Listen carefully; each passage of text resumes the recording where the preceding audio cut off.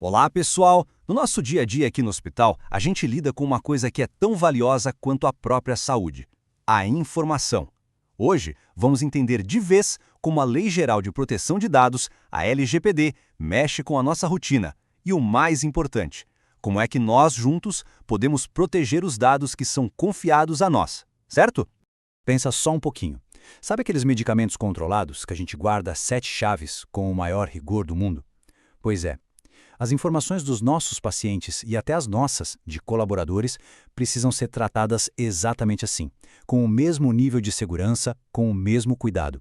A confiança que as pessoas depositam no nosso trabalho, ela começa exatamente aí.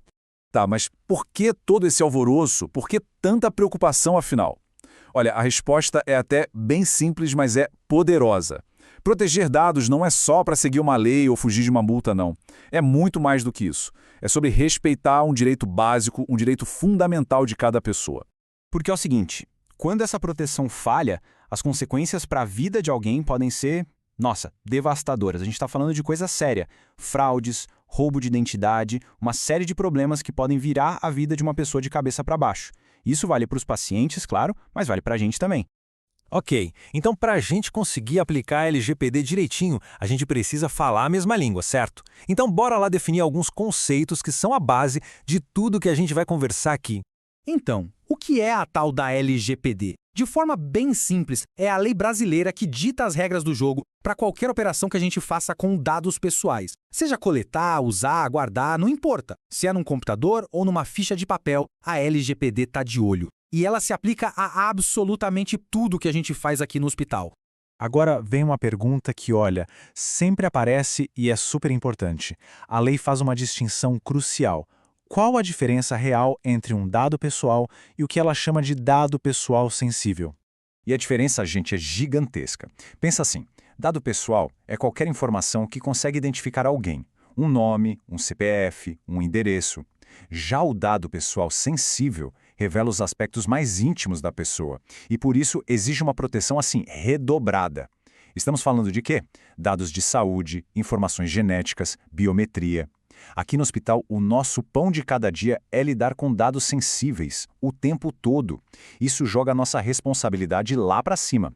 Certo, mas como é que tudo isso se traduz na prática, no dia a dia de cada setor? Vamos ver agora como a lei impacta diretamente as nossas rotinas. Para quem está ali na linha de frente, no atendimento, a atenção tem que ser constante. Lá no SAMU, por exemplo, a guarda segura e o controle de quem acessa os prontuários são essenciais. Na área assistencial, o cuidado vai desde o uso do WhatsApp até o jeito como a gente passa informações para a família. E na ouvidoria, nem se fala, o sigilo absoluto é a base de todo o trabalho. E a responsabilidade não é só da área assistencial, não. Na gestão de pessoas, lidamos com os nossos próprios dados, como atestados médicos. No financeiro, dados bancários e de convênios são super críticos. E na comunicação, o consentimento para usar a imagem ou a voz de alguém é uma etapa que simplesmente não dá para pular. Agora que a gente já viu o impacto por setor, vamos focar numa coisa bem prática, os erros mais comuns.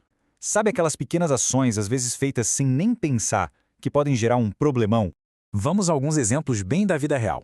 O golpe do falso médico ligando para pedir dados. Uma conversa sobre um caso no meio do corredor. Um grupo de WhatsApp com informações de pacientes. Um papel com dados pessoais jogado no lixo comum. Cada uma dessas coisas é um risco enorme, uma falha grave só esperando para acontecer. De todos os riscos, talvez o mais comum seja o mais simples de evitar. Pensa nessa cena, um prontuário aberto num computador e ninguém na frente. Foi só um segundo de distração, uma saída rápida para tomar o café, é tudo o que precisa. Aquela tela desbloqueada é uma porta escancarada para um vazamento de dados, com consequências que a gente nem consegue prever.